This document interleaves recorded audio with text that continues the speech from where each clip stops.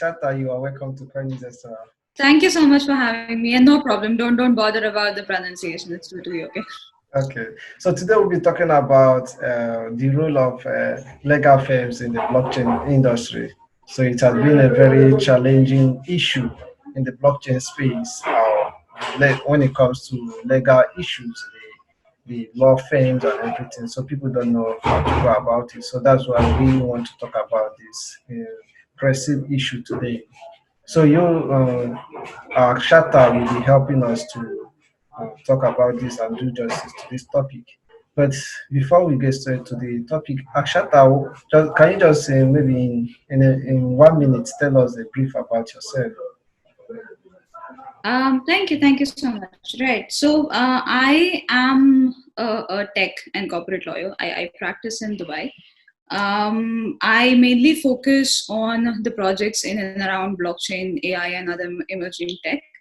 I'm working with a law firm here called Karm Legal Consultants, and the firm also predominantly focuses on tech-based projects. We have had quite a few transactions in the space of cryptos, blockchain, tokenization, crowdfunding, data protection, cybersecurity. So these are majorly the areas that we are kind of focusing on.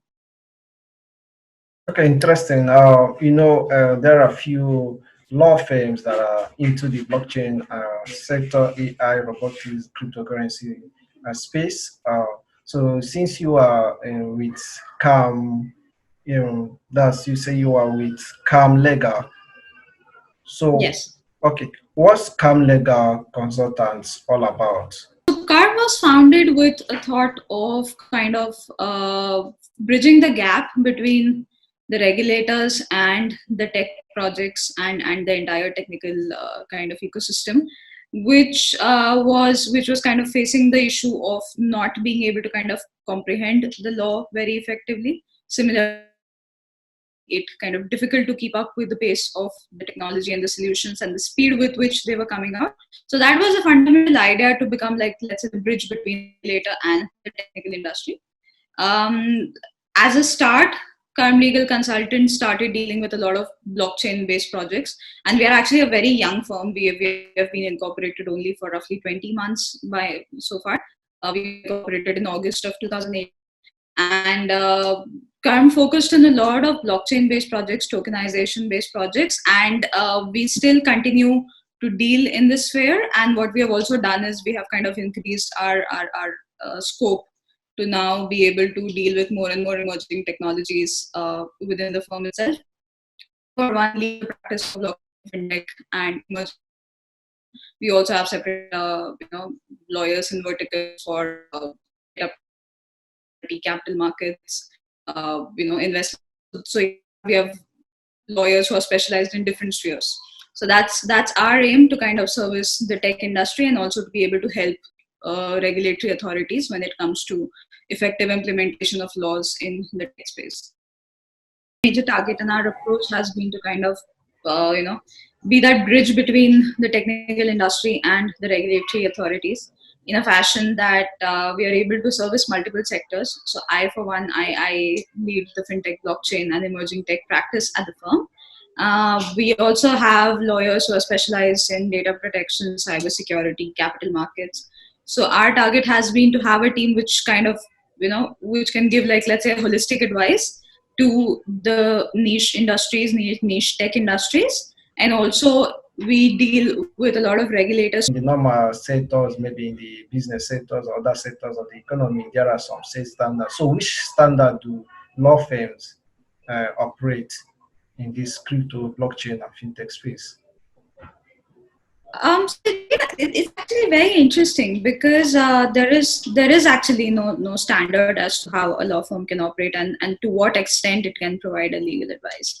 But I'm not too sure of how the other law firms look at it, but at least the way we have looked at it is we've tried to be little innovative with the way we draft our documents, with the way we draft our contracts, with the and our whole approach has been to give legal advice at every point of time within the blockchain and cryptocurrency sector.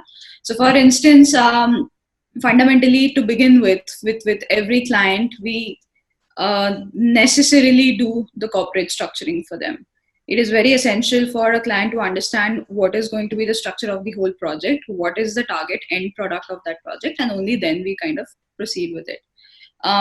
Some projects which include issuance of tokens, for instance, we do our fact check first to understand are the tokens really, ready to deliver what they're promising to. We have like a lot of, back and forth with the client on the expectations that the regulators will have, the legal liabilities that they may incur with promising certain things, and if they're not able to deliver, they may get into some trouble. So with that, we do a lot of structuring, even as far as the token economics of the entire project is concerned. Other than that, there have been various models with which with which projects have been able to kind of, set themselves up. Some we have seen clients in the real estate sector. We have clients in the medtech sector. So there are a lot of sector-specific regulations which also apply to these projects. They may be blockchain-based projects, they could be tokenization-based projects, but the sector within which they are operating makes a lot of difference. Okay, interesting, very, very interesting. So, there are no set standard yet how law firms operate in the blockchain, fintech, and other sectors. So, what's still moving ahead? We want to, let's go straight to blockchain and crypto space. Are there rules that these law firms are playing, these legal consultancy firms, are there rules they are playing in this space, using your consultancy firm as an example? Are there rules you people are playing? So I think I'll take a step back here. Initially, when, let's say, back in 2015 and 16 and 17, in fact, when there was ICO boom, initial coin offerings, at that point of time, you must have seen that there were a lot of law firms across the world which had started drafting something like SAFT, Simple Agreement for Future Tokens. The idea was to give more, let's say, a futures kind of contract, or there were also experiments with the optionalities which were there. Slowly and steadily, and thankfully so, what we have noticed at least is the regulators have also kind of woken up to it. They have come out with much more defined rules and regulations as to how a blockchain or a tokenization based project must be looked at. So for instance, where we are in UAE, ADGM, which is a free zone here, and the regulator FSRA, they have formulated an entire set of guidelines and laws to suggest the governance model that a blockchain must have, the blockchain in itself must have, the technical standards which are there, the traceability, interoperability, let's say, and what are the liabilities which the issuing or the hosting entity is going to incur is one kind of area of standard which they have already come up with. As far as the tokens are concerned, they have also come out with laws on issuance of digital asset security tokens. And if you see across the globe, most regulators have kind of taken that approach where they have tried to fit the tokens so issued within their existing ecosystem, let's say by either calling them at par with the shares or securities, or when if they are acting like as a payment model, then they have brought it into the purview of the Payment Services Act across the globe. So that is a place where I kind of now see a standardization of the approach that most regulators have started to take. Okay, that's very interesting. Finally, before we draw the curtain on this interview session, is there any future for the legal firms in this crypto, blockchain, and fintech space? Do you see any bright future? Definitely. In fact, one of our first mandates was to work on an alternate mode of payment. There were certain tokens that were proposed to be issued in between 4 or 5 East African countries. So that was in fact one of our first mandates. Then it went through back and forth and everything, and now we are seeing more and more interest coming towards utilizing cryptocurrencies as a payment mechanism. So the way I see it, role of lawyers is increasing by the day in this sector. In the private sector, there are multiple projects which are using blockchain. There are multiple projects using tokenization based models.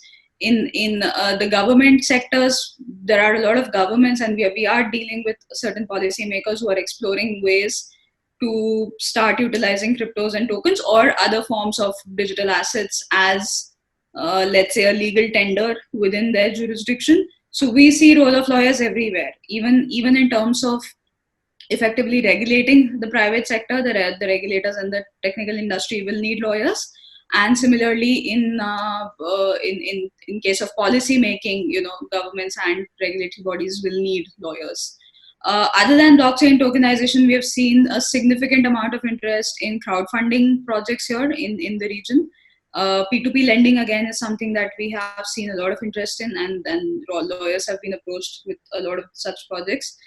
Private financing platforms is again something that is very active at this stage.